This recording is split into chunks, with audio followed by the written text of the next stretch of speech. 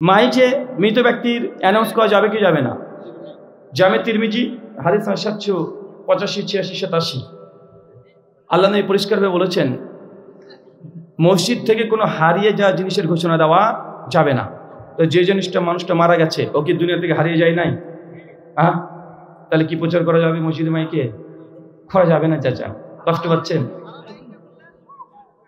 2, এমনি বাহ্যিকভাবে মৃত ঘোষণা কি মাইকিং করা যাবে?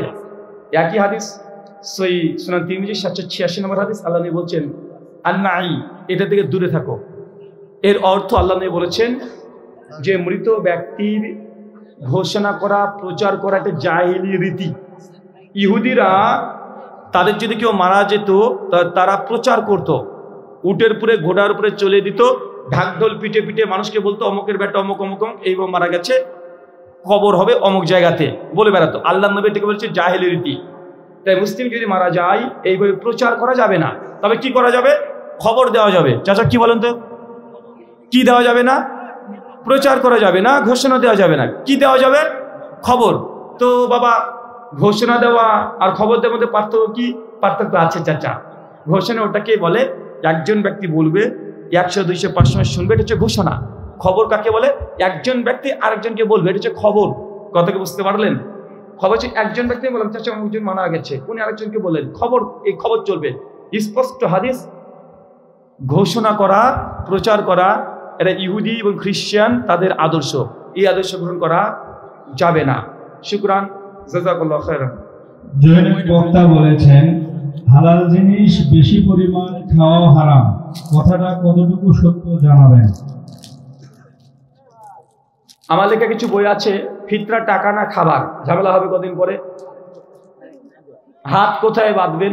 মেয়েরা মসজিদে সালাত আদায় করতে পারবে কি পারবে না? রফলে দেন করা যাবে কি যাবে না? মাযহাব মানা যাবে কি যাবে না? সব বই স্টেজে ডান থেকে পাওয়া যাচ্ছে। আর অনেকগুলো বই আছে।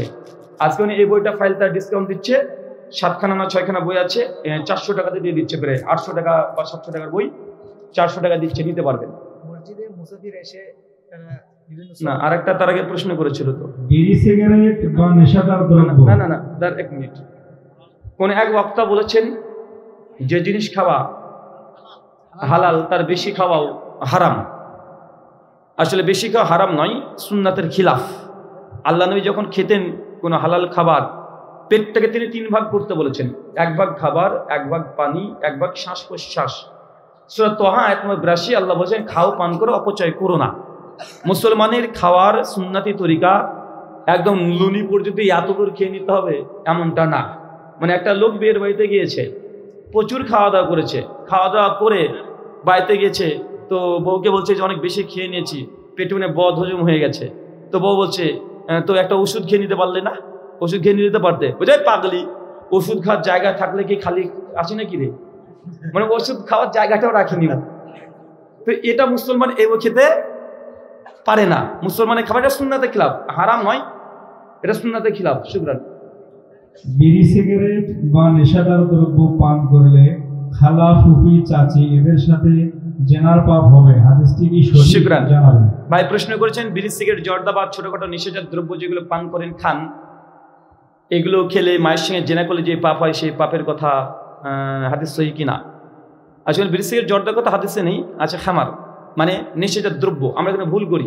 একটু এই আলোচনাটা একটু দীর্ঘক্ষণ ধরে করবো, মানে 6-7 মিনিট সময় নেব, এটা বোঝার দরকার আছে। প্রথম কথা মনে রাখবেন, জি, এই হাদিস যেটা আসছে তাবরানী আল মুজাব আল কাবিরে আসছে, এই হাদিসের সনদ সহিহ নয়। এই হাদিসের সনদ সহিহ নয়। হাদিসে 2 জন রাবী আছে দঈফ, তার জন্য এই হাদিসকে সহিহ আহলে হাদিসদের উসুল দ্বারা প্রমাণিত নয়। শেখ আল্লামা নাসিরুদ্দিন আলবানী তার সহিহুল জামে হাদিসটাকে হাসান বলেছেন। শেখ আলবানী এই হাদিসটাকে হাসান বলেছেন। কেন? কারণ শেখ আলবানী রাহিমাহুল্লাহর যে মানহাজ ছিল হাদিসের তাহকিকের করার, তিনি দুটো যদি জয়ীফ হাদিস পেতেন, দুটো যদি সনদ পেতেন, তিনি জয়ীফ জমাজকে তিনি হাসান মনে করতেন। এই জন্য তিনি হাদিসটাকে হাসান করে লাগিয়েছেন। কিন্তু দুটো সনদ, দুটোই জয়ীফ। আহলে জমহুরদের মত হচ্ছে এটা, যদি দুটো সনদ যদি পাওয়া যায়, দুটো যদি জয়ীফ হয়, হাদিসের হুকুম হাসান লি গয়রি বা হাসান হবে না, হাদিসটা জয়ীফই হবে। তাই এই হাদিসটা সহিহ নয়। দ্বিতীয় নম্বর কথা, আচ্ছা বিড়ি সিগারেট জর্দা কেউ যদি খায় তাহলে কি তার 40 দিন ইবাদত কবুল হবে না? জি কি বলছেন আপনারা? হবে না, ভুল। বিড়ি সিগারেট জর্দা কেউ যদি খায় বা পান করে 40 দিন ইবাদত কবুল হবে না, এই কথা সঠিক নয়। 40 দিন ইবাদত কবুল মানে সরাসরি মদ পান করলে, খামার বা খামরুন এই জিনিস আর ছোট ছোট নেশা বিড়ি সিগারেট জর্দা এগুলোর মধ্যে পার্থক্য আছে। খামরুন ওটাকেই বলে যেটা খেলে সঙ্গে সঙ্গে বিবেকের প্রতি ডাইরেক্ট খাওয়ার সঙ্গে সঙ্গে তাৎক্ষণিক মস্তিষ্ককে বিকৃত করতে পারে। এই নেশা যদি করেন তা 40 দিন ইবাদত আপনার কি হবে না? কবুল হবে না। এখন কবুল হবে না মানে কি? নামাজ কি পড়বে না? নামাজ পড়বে, কবুল হবে কি হবে না এটা আল্লাহ বুঝে নেবেন, ওটা আল্লাহর কাছে হিসাব দেওয়া লাগবে। কথা বুঝতে পারলেন? নামাজ মাপ নেই যে 40 মদটা খেয়ে নিচ্ছি 40 দিন নামাজ পড়বো না বেঁচে গেলাম না, এরকম না, নামাজ পড়া লাগবে। 40 দিন ইবাদত শেখুল ইসলাম ইবনে তাইমিয়া তিনি হাদিসের আরো অংশ নিয়ে এসে বলেছেন যে 40 দিন ইবাদত কবুল হবে না, তার অর্থ এই নয় যে নামাজটা পুরোটা আল্লাহ বাতিল করে দিবেন, মানে তার সওয়াব কম হবে। একটা উদাহরণ দিয়ে বুঝতে পারবেন।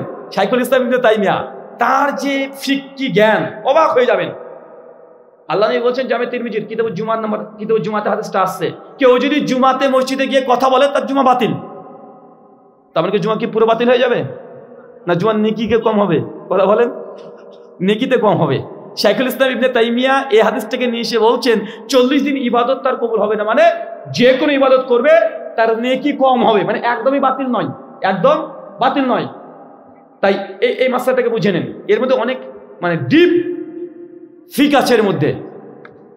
3 নম্বর বিষয়, আরে ভাই বলছি এটা দিয়ে দলিল দিয়ে খণ্ডন করবো, সমস্যা নেই। 3 নম্বর যেটা খামরুন কোনটাকে বলে? যেটা খেলে ডিরেক্ট সরাসরি আপনার বিবেককে আচ্ছাদিত করে দেয়, বিবেকের উপরে ডাইরেক্ট প্রভাব ফেলে, ডাইরেক্ট নিশার মধ্যে ফেলে দেয়। এটা খেলে 40 দিন ইবাদত তার কবুল হবে না, এই হাদিস প্রযোজ্য। কিন্তু যেসব নিষেধাজ্ঞ দ্রব্য খেলে বিবেকের প্রতি সরাসরি কোনো প্রভাব ফেলে না, যে বিড়ি সিগারেট জর্দা এটা হারাম, কুল্লু মুস্কির খামরুন প্রত্যেক নিষেধাজ্ঞ দ্রব্য হারাম, এটা হারাম হলেই যে তার 40 দিন ইবাদত কবুল হবে না ব্যাপারটা এমন না, হদ আলাদা। এখন বলতো প্রত্যেক নিষেধ দ্রব্যকে তো আল্লাহ নবী খামরুন বলেছেন, আর খামরুন খেলে 40 দিন ইবাদত কবুল হয় না, অতএব বোঝা গেল বিড়ি সিগারেট এটাও খামারের মধ্যে অন্তর্ভুক্ত, আর এটা খেলে 40 দিন ইবাদত কবুল হবে না। এই যুক্তি কি আর সঠিক নয়? কেন? আল্লাহ নবী সহিহ মুসলিমের হাদিস পরিষ্কার, জেনার অনেকগুলো কোয়ালিটি আছে। নাফসের জেনা আছে না নাই? চোখের আইনাইন আছে না নাই? এখন কেউ যদি চোখের জেনা করে ফেলে, বিবাহিত ব্যক্তি, জেনার শাস্তি কি বলেন? কথা বলেন, তাকে রজম করতে হবে। তেমন কেউ যদি, আপনি যদি বলেন যদি বিড়ি সিগারেট এটা নিষেধাজ্ঞ দ্রব্য, অবশ্যই নিষেধাজ্ঞ দ্রব্য, অবশ্যই হাদিসের ভাষায় এটা খামার, এটা ডিরেক্ট খামার না, এটা খামরুনের অন্তর্ভুক্ত, এটা খাবাইসের অন্তর্ভুক্ত। কিসের অন্তর্ভুক্ত? কথা বলেন, খাবাইসের অন্তর্ভুক্ত। চোখের জেনা এটাও জেনা, এটা জেনার ক্যাটাগরি, এটা ডিরেক্ট জেনা নয়। তাই কেউ যদি চোখের জেনা, কেউ যদি মনের জেনা, কেউ যদি হাতের জেনা, কেউ যদি পায়ের জেনা করে ফেলে, তাকে রজম করবেন? 80 বেত্রাঘাত মারবেন? তো কেউ যদি বিড়ি সিগারেট জর্দা খায় তার 40 দিন ইবাদত কবুল হবে না, ব্যাপারটা এমন না। মদ খেলে ডিরেক্ট, মদ খেলে 40 বেত্রাঘাত বা 80 বেত্রাঘাত মারতে হবে। সেই মুসলিমের কি বলে হুদুদে স্পষ্ট বর্ণনা আছে। এখন কেউ যদি বিড়ি খায় তাহলে 40 দিন তাকে মারতে হবে, পৃথিবীতে আজ পর্যন্ত কোনো সালাফি বিদ্বান বলেনি, কেউ বলেনি। তাই আবেগে ফতোয়া দিলে বিপদ আছে, আবেগকে কন্ট্রোল করতে হবে। সালাফদের যে ফাহাম, তার জন্য আমরা আগেই বলি যে কোরআন হাদিস মানাটা আপনার মতো মানলে হবে না। মানহাজুস সালাফ কথা কেন আসে? এই জন্য আসে যে সালাফরা কি বুঝেছে, আমি আমার মতো বুঝে নিলাম। আপনি যে দলিলটা দিলেন যে তিরমিজির হাদিসে এসেছে যে বিড়ি সিগারেট জর্দা নিষেধ দ্রব্য খায় পান করে সে মূর্তি পূজারীর ন্যায়। আচ্ছা, মূর্তি পূজার ন্যায় যদি হয় তো মূর্তি পূজারী মুসলিম না কাফের? একজন মুসলমান যদি মূর্তি পূজা করে সে মুসলিম আছে না মুরতাদ হয়েছে? মুরতাদ হলে তার বিধান কি? তাহলে কে হত্যা করবেন? আচ্ছা, আল্লাহ নবী বলেছে কেউ যদি জেনে বুঝে 1 টাকা সুদ খায়, মায়ের সঙ্গে জেনা করলে যে পাপ সেই পাপ হয়। আর কেউ যদি 1 টাকা সুদ খায় তা জেনা করার সমান পাপ, এবং তাকে হজম করবেন নাকি? তাই বুঝবেন একটা হুকুম আর একটা হদ, দুটো মধ্যে পার্থক্য আছে। কি বললাম বলেন আবার? অবশ্যই বিড়ি সিগারেট জর্দা হারাম, অবশ্যই গুনাহ কাবেরা হবে নিয়মিত খেলে পান করলে, কিন্তু তার জন্য তার হুকুম 40 দিন ইবাদত কবুল হবে না, 80 বেত্রাঘাত মারতে হবে। এই হজ জারি করা এটা সালফে সালিহ থেকে প্রমাণিত নয়, মানহাজুস সালাফের পূর্বের কোন সালাফও বলেনি, আর সালাফরা কোরআন এইভাবে বুঝেওনি। তাই আমরা বলি মানহাজুস সালাফ, ফাহামুস সালাফ, এই দুটো খুব গুরুত্বপূর্ণ। আমি আরো উদাহরণ দিতে পারি, তাহলে আপনাকে আমি মানে এই ফতোয়া দিয়ে আপনাকে রজম করা ফতোয়া দিতে পারি, পারবো না? পৃথিবীতে কোন মানুষটা আছে যে চোখের জন্য করেনি? আপনি যদি না না হুজুর আমি করিনি, আরে হাদিস দ্বারা প্রমাণ হচ্ছে, মুসলিমের হাদিস, আল্লাহ নবী বলছেন প্রত্যেক আদম সন্তানের একটা গুনাহ লেখা থাকবে, সে যতবার আল্লাহর ওলি হোক। সেটা হচ্ছে চোখের জেনা, হাতের জেনা, কানের জেনা। বক্তব্য শুনছেন আব্দুর রাজ্জাক বিন ইউসুফের, কাপুরুষের বাচ্চা কাপুরুষ, ওটা আপনার মেয়ে হাঁটছে, ওটা হিন্দুর মেয়ে নয়, এখন হাঁটছে আপনার মেয়ে, ওটা হিন্দুর মেয়ে না। আপনার মেয়ে উলঙ্গ পোশাক পরে চলবে কেন? এই কথা বলছে, আর একটা মেয়ে ছেড়ে চলে এসেছে, অ্যাডভার্টাইজ হচ্ছে, সাবান বিক্রি করে চলে যাচ্ছে, দেখা যায় না? তো আপনি চোখের জেনা করে ফেলেছেন, করে ফেললেন না? কথা বলেন তো, বিবাহিত যদি হন আপনাকে তখন হত্যা করতে হবে, কারণ ওটা তো জেনা, জেনা অন্তর্ভুক্ত না। তাই আগে এতটুকু বুঝেন। অনেকে এই কথা বলে দিচ্ছে, মানে হার হারাম হিসেবে বলে দিচ্ছে, বিড়ি সিগারেট জ্বরটা খেয়ে দিলে 40 দিন তার ইবাদত কবুল হবে না। না, এটা ভুল হচ্ছে। কারণ বিড়ি সিগারেট জ্বরটা এটা তাৎক্ষণিক, তার বিবেকের প্রভাব পড়ে না। তবে এটার ক্ষতি কি? বিড়ি সিগারেট জ্বরটা এই খাবার যদি খায়, প্রতিনিয়ত যদি কেউ পান করে, 40 দিন ইবাদত কবুল হবে না, এটা ভুল। কিন্তু এটা ঠিক যে আপনি তাৎক্ষণিক যে ইবাদত করবেন, এই ইবাদতকে কবুল করতে বাধা দিয়ে দিবে। মানে এটা ছোট নেশা তো, ক্ষমতা বেশি না, ওই দিনকার ইবাদতকে বাধা দিবে। কথা মনে বুঝতে পারলেন না? কথা কি বুঝতে পারলেন? হ্যাঁ, যেটা খাবাইসের অন্তর্ভুক্ত। সূরা আরাফের 157 নম্বর আয়াত, সে মুসলিমের হাদিস স্পষ্ট যে আল্লাহ পবিত্র, আল্লাহ পবিত্র ছাড়া কবুল করেন না। আপনি বিড়ি সিগারেট জ্বরটা খাচ্ছেন, নামাজ পড়তে গেলেন, এই নামাজকে বিড়ির ক্ষমতা আছে বাধা দিয়ে দেওয়ার। মানে ওর 40 দিনের ক্ষমতা নাই, ছোট জিনিস তো, ছোট না, তার পাওয়ারও ছোট। কিন্তু মদ, ডাইরেক্ট মদ, এটার পাওয়ার অনেক বেশি। আশা করি বিষয়টা বুঝতে পেরেছেন। শুকরান। এক ভাই প্রশ্ন করেছেন, আমি যার আন্ডারে কাজ করি সে ব্যক্তি নামাজ পছন্দ করে না, তাই জুমার দিনের নামাজ কি জোহর হিসেবে পড়া যাবে? যে ব্যক্তি নামাজ পছন্দ করে না, যদি অস্বীকার করে দেয়, সে কাফের। পরিষ্কার কি বললাম? তার ওখানে কাজ করা হারাম না, তবে সে মুসলিম হওয়ার পরও যদি এরকম বলে নামাজকে যদি অস্বীকার করে দেয়, তাকে সে কাজ করবেন না, বাদ দিয়ে দিবেন। হ্যাঁ, একজন ডিরেক্ট কাফের, মূর্তি পূজারী, একজন হিন্দু খ্রিস্টান, ওরা যদি বাধা দেয় মেনে নেওয়া যায়, কিন্তু মুসলমান তারপরে মানে করবে, বাধা দিবে, ওর কাছে কাজ করবেন না, পরিত্যাগ করবেন। আল্লাহ খায়রুল রাযিকিন, আল্লাহ উত্তম রিজিক দাতা। আল্লাহ চাইবেন আল্লাহুম্মা ইন্নী আসআলুকা ইলমান নাফিয়া ওয়া রিজকান তাইয়্যিবা ওয়া আমালান মুতাকাব্বালা। আল্লাহর নবী প্রত্যেক ফজরের নামাজের পরে এই দোয়া বসে পড়তেন। সুনান ইবনে মাজাহ 924 925 নম্বর হাদিস সহিহ সনদে বর্ণনা আছে। তাই তার কাছে চাকরি করা প্রয়োজন নেই। আর একটা কথা বলে দিই, নাহলে প্রশ্ন উত্তরটা ইনকমপ্লিট থাকবে। আমার একটা সমস্যা কি জানেন? এই প্রশ্নগুলো আমি এক কথা উত্তর দিতে পারি না, আমাকে ডিটেল বলতে হয়। কেন জানেন? এই ডিটেল না বলার কারণেই সমাজে বেশি আহলে হাদিস প্রসঙ্গে সমস্যা বেশি হয়। শেখ আব্দুর রাজ্জাক বিন ইউসুফের মতো যে উত্তর দিই, শেখ জুমার আজান কি 2 নম্বর আজান দেওয়া যাবে? জি, বেদাত। বিপদে পড়ে গেল, এখন ওটা নিয়ে মানুষকে বলছে, দেখে সহজে শুরু করে দিল। শেখ গরুর ওই যে দুধ নিচ্ছিলাম, তো 1 ফোঁটা পোশাকে পড়ে গেছে, এখন কি নামাজ পড়া যাবে? এই 1 বালতি পানির মধ্যে, পোশাকের মধ্যে যদি চুবিয়ে দেন তবুও নামাজ হবে। এখন এই বিপদ হয়ে যায়। তাই আমি এই এক কথায় উত্তর দিই না, একটা উত্তর হোক, কমপ্লিট হোক, পুরোটা আপনি বুঝেন, সম্পূর্ণটা বুঝেন, দুই পক্ষই বুঝেন। দুই পক্ষ বুঝলে ইনশাআল্লাহ আপনি নিজে থেকেই যে কোনো উসুল কিভাবে বের করতে হয়, হাদিস থেকে ইস্তেমবাদ করতে হয়, এটা সহজ হয়ে যাবে। আমাদের আহলে হাদিস সমাজে মানে ডিরেক্ট হাদিস দেখে ফতোয়া দেওয়ার কারণে অনেক কিছু রুজু করতে হচ্ছে এখন। তাই এই ফিকটাকে গুরুত্ব দিতে হবে। এখানে আরেকটা মাসালা ঢুকবে যে কাফের বলে দিলাম। এখন হুজুর বলেন তো, যে ব্যক্তি নামাজ পড়ে না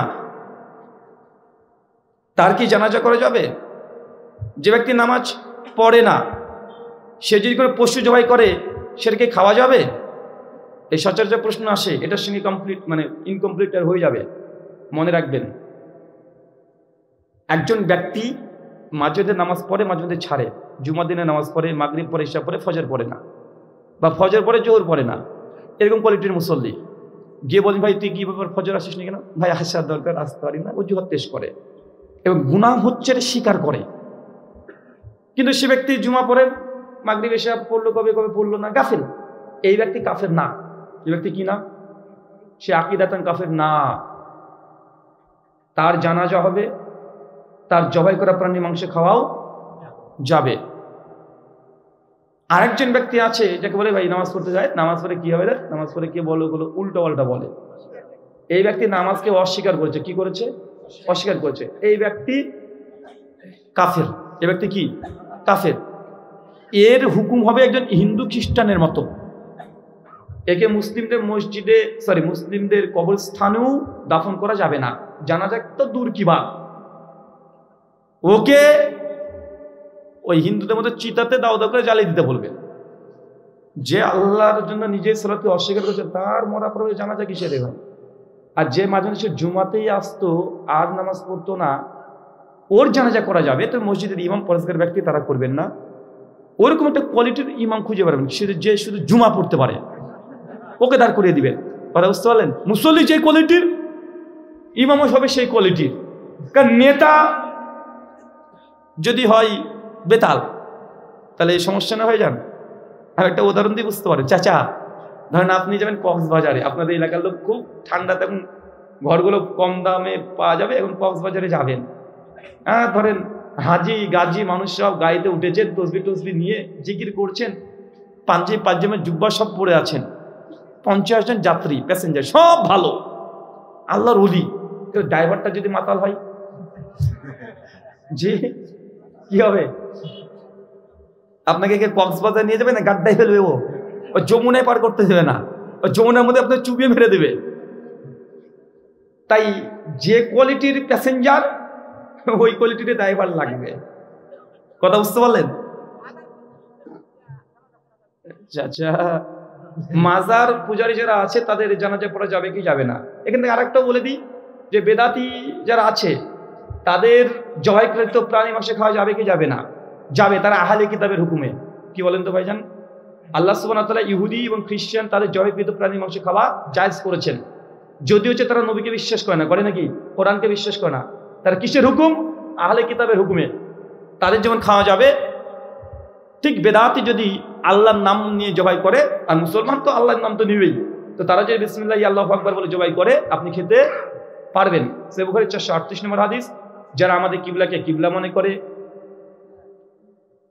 এবং সেদিকে মুখ করে সালাত আদায় করে, তারা মুসলমান। অত তাড়াতাড়ি একজন ব্যক্তিকে ইসলাম থেকে খারিজ করা যায় না। শুকরান।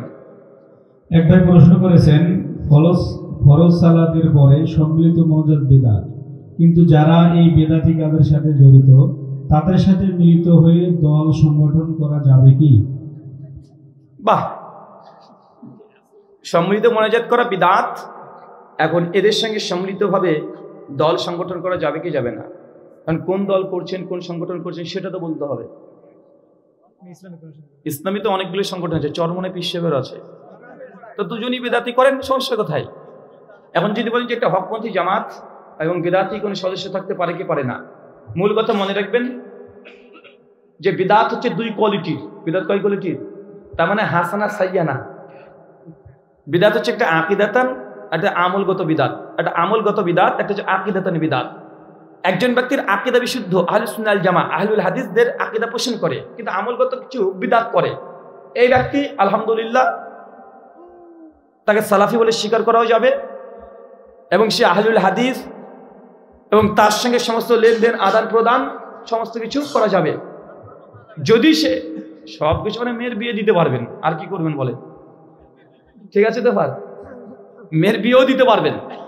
আর 2 নম্বর, কিন্তু যে দেখাচ্ছে আকীদাতানি বিদআত, মানে আকীদায় বিদআত মিশ্রিত আছে, এর সঙ্গে চলাফেরা উঠা বসা করা যাবে না, বরং সালফে সালিম থেকে প্রমাণিত তাকে সালাম দেওয়া যাবে না, তাকে সালাম দেওয়াও যাবে না। প্রকাশ্যে সালাম দিতে পারবেন না। হ্যাঁ, এমনি দেখা হয়েছে মুসলমান ভাই সালাম দিতে পারবেন, এখানেও ভুল হয়। এই হাদিসগুলো আছে যেগুলো যে বেদাত থেকে সালাম দেওয়া যাবে না, তার অর্থ এই নয় যে এর উদ্দেশ্য সালফে সালিমদের যে ফতোয়া নিয়েছে যে প্রকাশ্যে জনসম্মুখে তাদের সঙ্গে মেলামেশা করা, তাদেরকে সালাম দেওয়া যাবে না। কিন্তু আপনি বাড়িতে এসেছে, আপনাকে দেখা করতে, সালাম দিতে পারবেন, সেই সময় উত্তর নিতে পারবেন। আর কুল্লু বিদাতিন দলালা, এর উদ্দেশ্য মোটেও আমলগত বিদাতের কথা বলা হয় না, এই যে আকীদাতান বিদাতের কথা বলা হয়। কথা বুঝতে পারছেন? তা আমাদের সব জায়গাতে মোটামুটি একটি সমস্যা ঢুকে আছে বিভিন্ন ফতোয়া ফরাজের জন্য। জি শুকরান।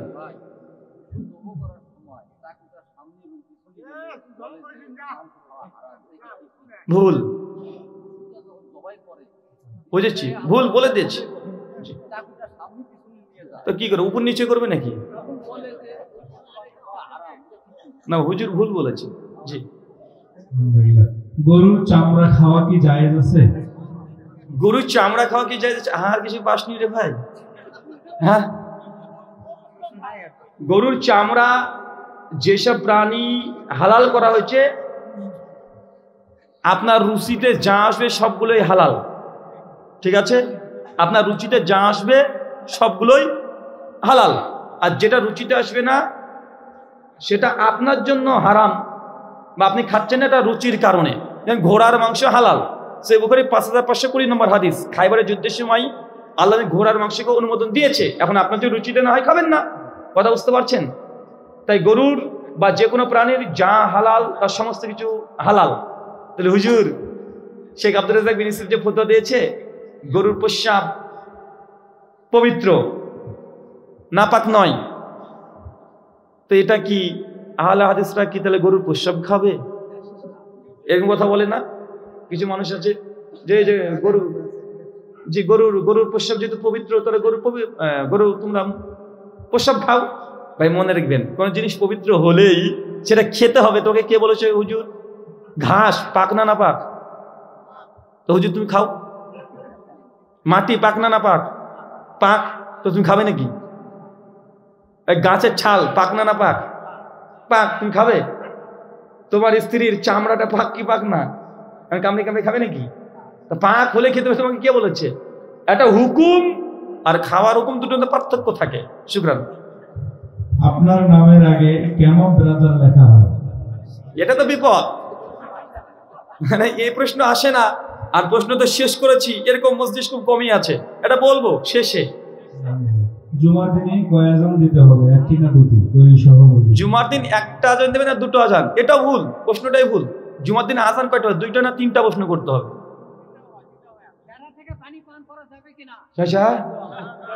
হবে আপনারটা হবে, লাইনে দাঁড়ান।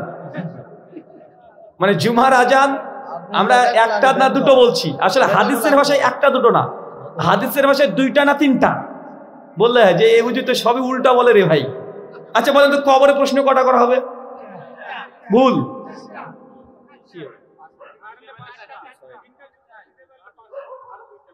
কবরে প্রশ্ন 4টে করা হবে। মান রব্বুকা দিনুকা করার পরে জিজ্ঞেস হবে কোথা থেকে জানলি রে ভাই? কিভাবে জানলি তুই? আমি কিতাব পড়েছি তাই জানতে পেরেছি।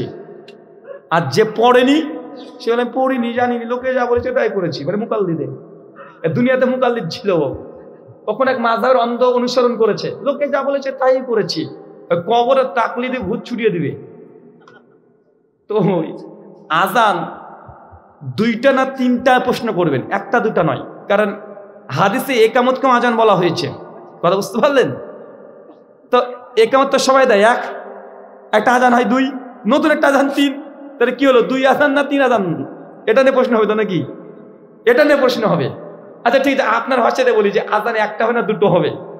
মূল কথা হচ্ছে সহিহুল বুখারী কিতাবুল জুমআ হাদিস নাম্বার 912, 13, 14, 15, 16 পর হাদিস বর্ণনা আছে। আল্লাহ নবীর জামানাতে একটা আজান হয়েছে, আবু বকর রাদিয়াল্লাহু আনহুর যুগেও একটা আজান হয়েছে, ফারুকে আজম ওমর ইবনুল খাত্তাবের জামানাতেও একটা আজানই হয়েছে, ওসমান বিন আফফান রাদিয়াল্লাহু আনহুর জামানাতেও একটা আজান হয়েছে অর্ধ খিলাফত পর্যন্ত। শেষে খিলাফতের শেষে গিয়ে দুটো আজান দিয়েছে। আলী বিন আবি তালেব চতুর্থ খলিফা, তার জামানাতেও একটা আজান হয়েছে। এখন বলেন তো 4 খলিফা 3.5 খলিফা কয়টা আজান দিয়েছে চাচা? একটা। 3.5 খলিফা কেন বললাম?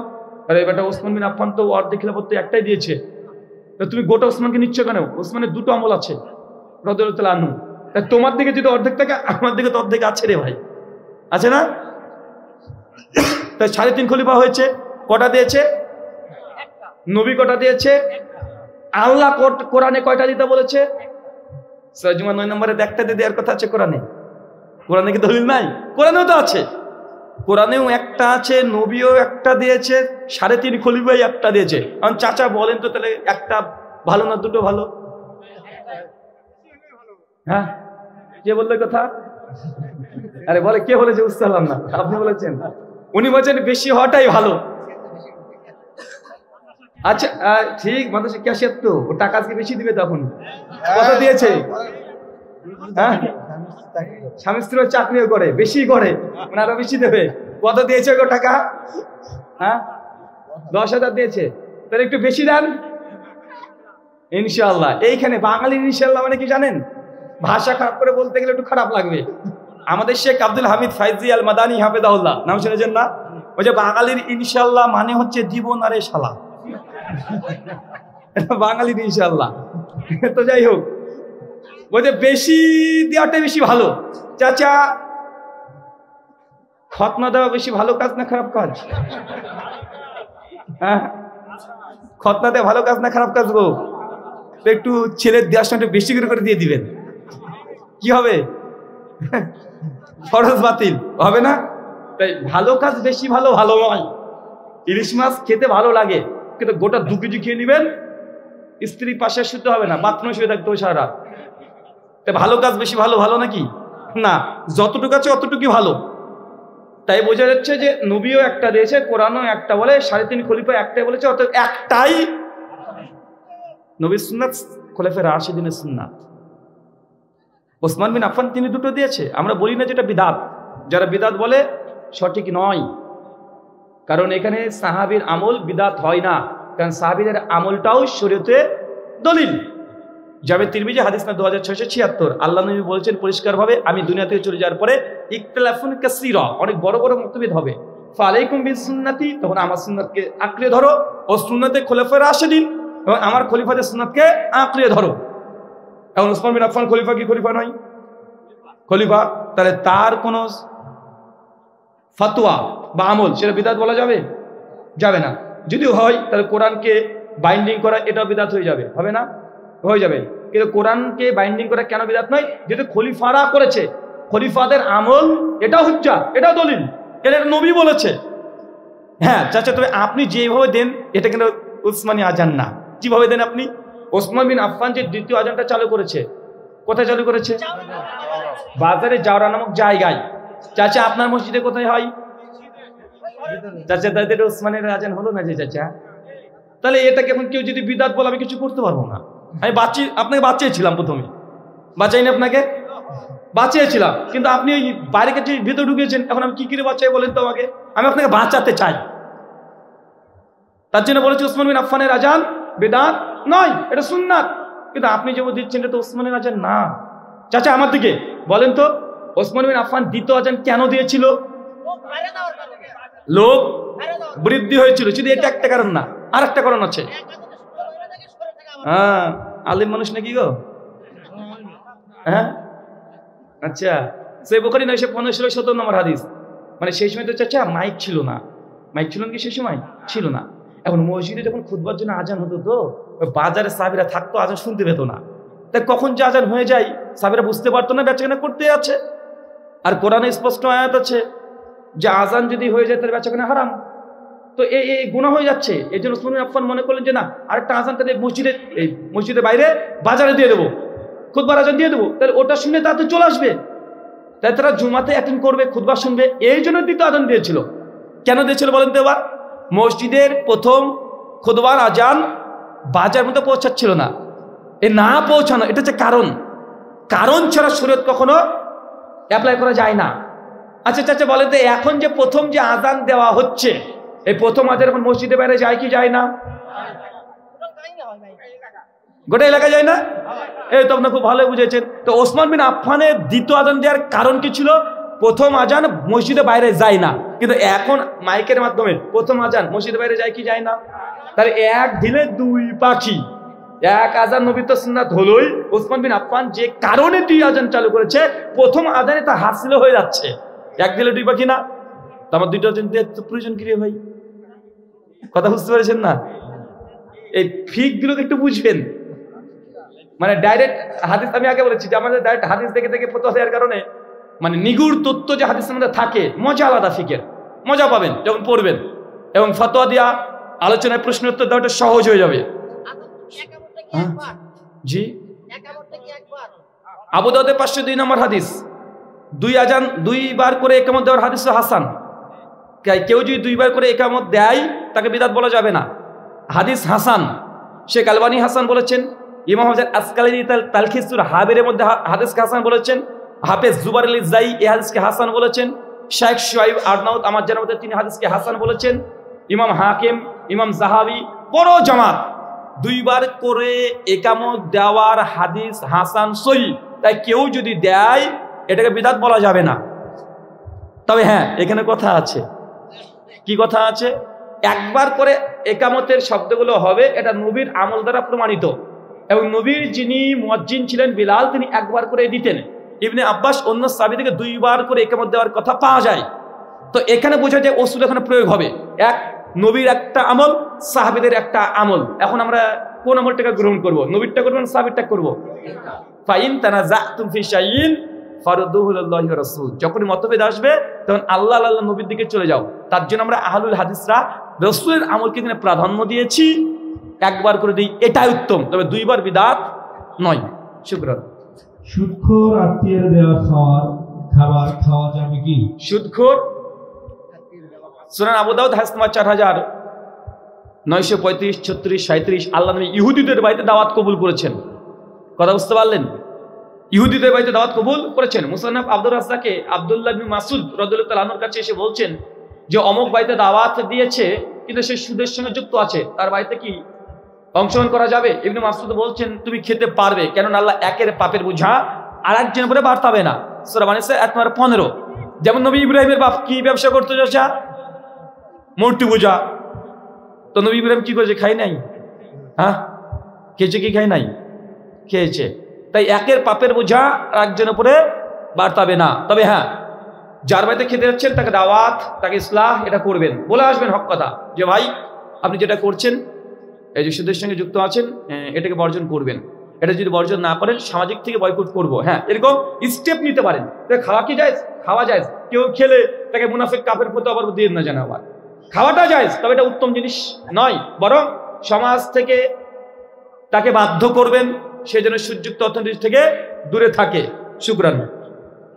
গণতন্ত্র হারাম হলে যারা গণতন্ত্র করে তাদের সাথে সম্পর্ক কেমন হওয়া উচিত? গণতন্ত্র হারাম হলে তাদের সঙ্গে সম্পর্ক কেমন রাখা উচিত? কেউ যদি একটা কোনো জিনিস যদি হারাম কাজ করে সে কাফের নয়। কথা বুঝতে পারলেন? ইসলামের 5 মানে ইসলাম পুরোটাকে বিশ্বাস করে কিন্তু গণতন্ত্রকে বিশ্বাস করে, এই ব্যক্তি কাফের বলবেন নাকি? এ কাফের না। 2, গণতন্ত্র আর ভোট দেওয়ার মধ্যে পার্থক্য আছে। কি বললাম?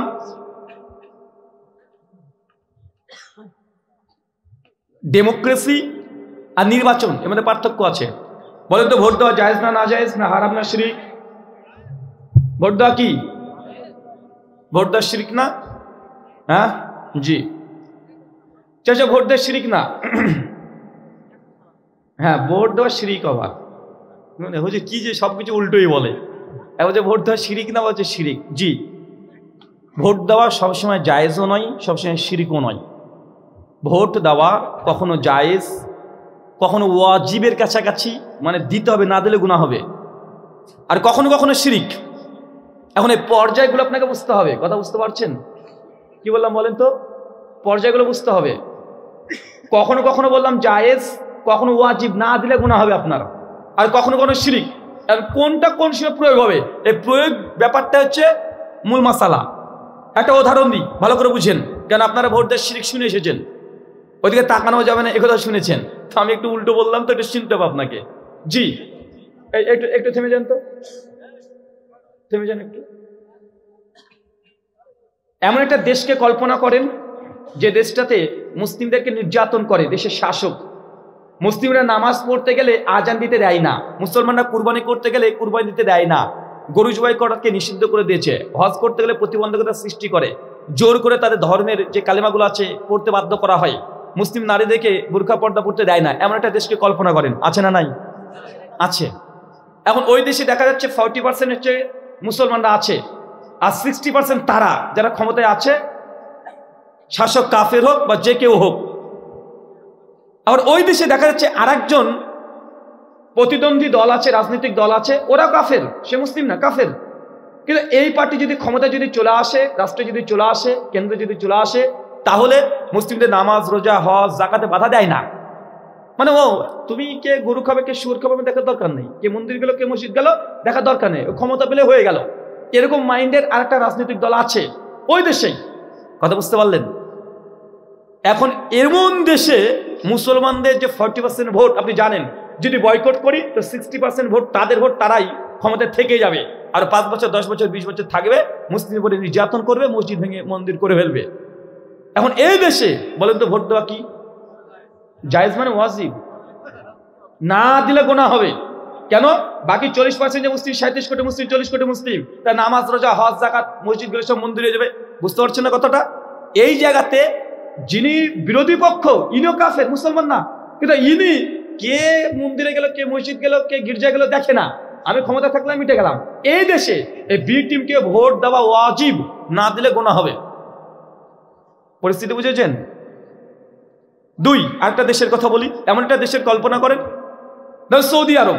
এখন ইসলাম মোটামুটি তারা মেনে চলছে, অনেক ফাসেকি ঢুকে গেছে, অনেক ফাসেক কাজ করছে, কিন্তু তারপরে সবচেয়ে বেশি ইসলাম তারাই মানে, কোরআনের আইন এখনো প্রতিষ্ঠিত আছে।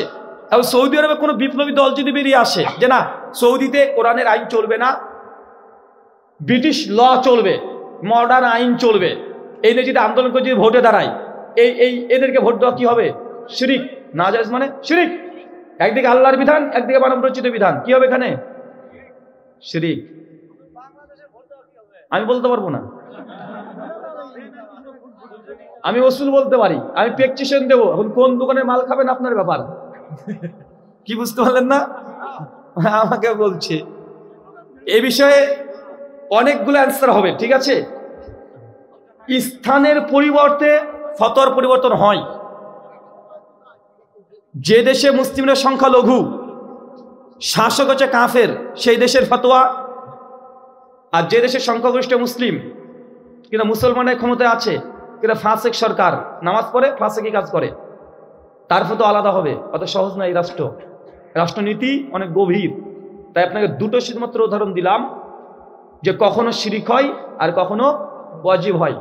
তাই ডাইরেক্ট হারাম বলাও যাবে না, শিরিক বলাও যাবে না, তাকানো যাবে বলাও যাবে না, বরং কিছু কিছু সময় ওই ভোটের অপেক্ষা বসে আল্লাহ কবে যে ভোটটা আসবে এই সরকারকে ফেলে দিতে পারি। কথা বুঝতে পারলেন কি? তাই পরিস্থিতি বুঝেই ইসলাম আছে। মক্কার আয়াতের ওয়েট আর মদিনার আয়াতের ওয়েট এক নয়, এক পার্থক্য আছে। শুকরান। শেষ প্রশ্ন, বাবার টাকায় দেনমোহর পরিশোধ করা যাবে কি, নাকি নিজের অর্জিত অর্থ হতে হবে? বাপের টাকা দিয়ে দেনমোহর দিবেন? তোমাকে বিয়ে করতে কে বলেছে বাপ? শেখ আব্দুর রাজ্জাক বিন ইউসুফের কথা অনুযায়ী, আচ্ছা আপনার বিয়ে কে কে করেছেন একটু হাত তোলেন তো। মাশাআল্লাহ, কত করেছে রে, হাত নামান। আচ্ছা কে কে করেননি একটু হাত তোলো তো, হতভাগাগুলো। আরে গরিবস রে, সব গরিবস না, গরিব না, গরিবস নামান, এসব গরিবস, একটা বিয়ে করতে পারেনি। আচ্ছা দুটো বিয়ে কে করেছেন রে ভাই, একটু হাত তোলেন তো। দুটো, একজন, মাশাআল্লাহ, একটা আছে।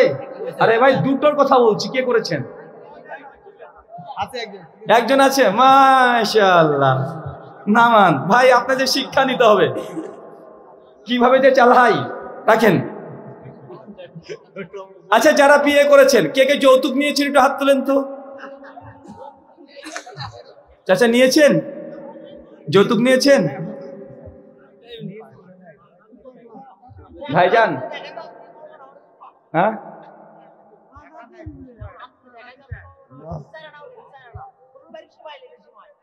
সেমাই নিয়েছেন? মাশাআল্লাহ। উনি বলছেন শ্বশুরবাড়ি সেমাইও নেয় না, ফেলে দেয়। কেন ভাই, কেন? আরে ভাই কেন, কোথায় নিষেধ আছে?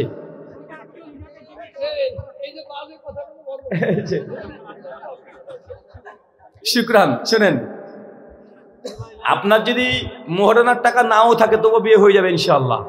কথা বুঝতে পারলেন? মোহরানা বিয়ের পরেও নির্ধারণ করা যায়, শুধু মোহরানা দেবো কি দেবো এটা ঠিক হয়নি। হ্যাঁ ইনশাল্লাহ মহারানা দেবো।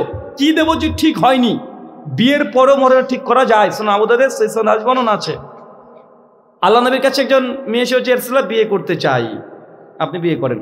নবী তার দিকে দৃষ্টি দিয়ে বললেন, কিছু বললেন না, জাস্ট ইগনোর। একজন সাহাবী বলছে, ইয়া রাসূলুল্লাহ আপনি যদি না করেন আমাকে দেন না। আল্লাহ নবী তখন বলছে যে যাও মহারানা নিয়ে এসো। আল্লাহ নবী কিচ্ছু নাই, মানে আপনার মতো মিসকিন, মানে আপনার মতো গরিব, কিছু নাই। তখন বলছেন আরে একটা লোহার আংটি হলে নিয়ে আসো, যাও যাও বাড়িতে যাও দেখে আসো। বাড়িতে গিয়ে লোহার আংটিও বেচারা পাই নাই। বলছে আল্লাহ নবী লোহার আংটিও নাই, তো কি আছে তোমার কাছে? বলছে লুঙ্গিটা আছে। লুঙ্গি তোমার বউকে দাও তুমি লাঙ্গা থাকবে, আর তুমি পরলে তোমার বউ লাঙ্গা থাকবে, এটা দিয়ে কি হবে? তো বেচারা আপনার মতো গরিব চলে যাচ্ছে। আল্লাহ নবী পেছন থেকে বুঝতে পারলে যে না কষ্ট পেয়েছে। এই শোনো শোনো শোনো এদিকে আসো, কোরআন জানো? জি নবী জানি। কি জানো? এসরা জানি। যাও বউটাকে শিখিয়ে দেবে, এটাও মুহূর্ত তোমার। তার মানে কোরআন মাজিদ, তার মানে এই হাদিস প্রমাণ করে বাকিতে মুহূর্ত দেওয়া জায়েজ। কি বললাম বলেন তো? বাকিতে জায়েজ, এটা ভালো কাজ নয়। তার মানে আবার জায়েজ মানে আবার ভালো ভাবেন না, মানে পূর্বে দেওয়া হয় সুন্নাহ। নবী যতজনকে স্ত্রীকে বিয়ে করছে পূর্বে দিয়ে দিয়েছে, সাহাবীরা পূর্বে দিয়ে দিতেন। এটা বাকিটা জাস্ট জায়েজ, হারাম না, জায়েজ। সুন্নাত আপনাকে আগে দিয়ে দিতে হবে, কথা বুঝতে পারলেন? এরকম অনেক আছে, অনেক হাদিস আছে।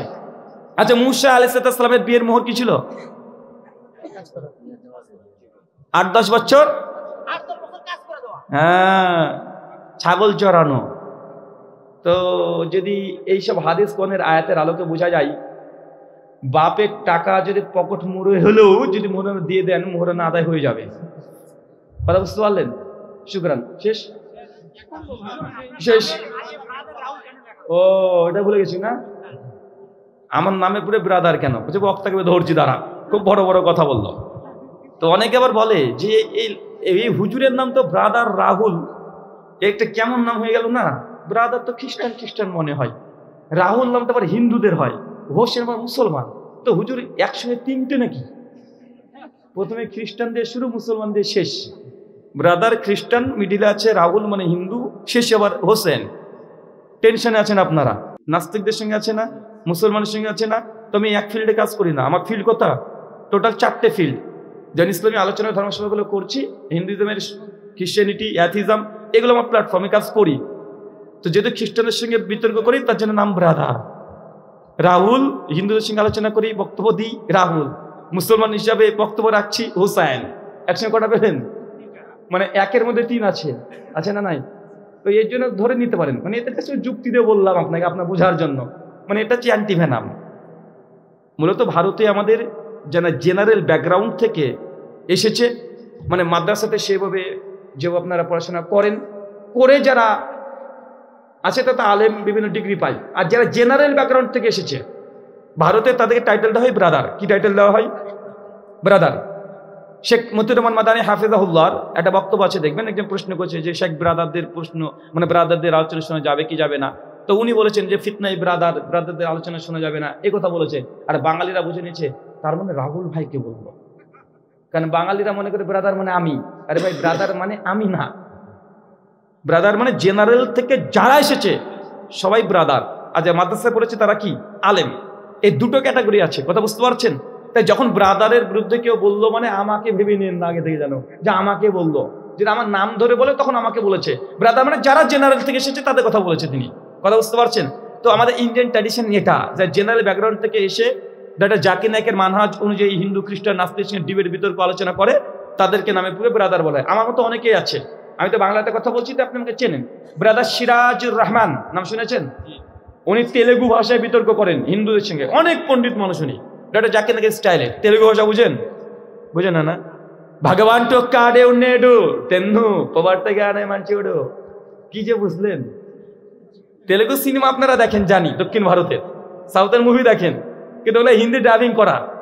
তো ওইখানে ব্রাদার সিরাজুর রহমান আছে, ব্রাদার শফি আছে, উনি খ্রিস্টান ধর্মের উপরে ব্যাপক ডিবেট করেন, প্রচুর আছে। ব্রাদার ইমরান আছে, ব্রাদার অ্যাডভোকেট ফাইজ সাইদ আছে, ব্রাদার নাসরুল্লাহ ইবনু মুইনুদ্দিন আছে, ব্রাদার এম আকবর আছে।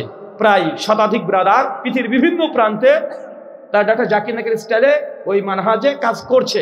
তো বাঙালি আমাকে পেয়েছেন আপনারা, শুকরান, জাযাকাল্লাহ খায়রান, বারাকাল্লাহ ফিক। আল্লাহ সুবহানাহু ওয়া তাআলা আমাদের বুঝার তৌফিক দান করো, আমিন। ওয়া মা আলাইনা ইল্লাল বালাগ। সুবহানাকাল্লাহুম্মা ওয়া বিহামদিক। চাচা উত্তর দেবো, আপনাকে দেবো। চাচা কি বলেন তো, দেখিয়েছে চাচা দাঁড়িয়ে থেকে পান করা যাবে কিনা, মানে দাঁড়িয়ে পান করবেন? আচ্ছা, স্বাভাবিক পরিস্থিতিতে যাবে না চাচা, যখন না উপায় নাই তখন দাঁড়াবেন। স্বাভাবিক অবস্থায় দাঁড়িয়ে পান করবেন না, হ্যাঁ বসে করবেন। আর যখন উপায় নেই তখন আপনি দাঁড়িয়ে পান করতে পারেন, সমস্যা নেই। সাহাবা ইবনে উমর রাদিয়াল্লাহু তাআলা তারা দাঁড়িয়ে দাঁড়িয়ে খেতে খেতে গিয়েছেন, মানে রাস্তায় চলতে চলতে খেয়েছেন শুকনা খাবার। এরকম রিয়াদ পাওয়া যায় মুসনাদ আহমদ আরো অনেকগুলো কিতাবে। তাই বসে খাওয়াই স্বাভাবিকভাবে সুন্নাত। কারণ ভাত যদি দাঁড়িয়ে খান কেমন লাগে না দেখতে?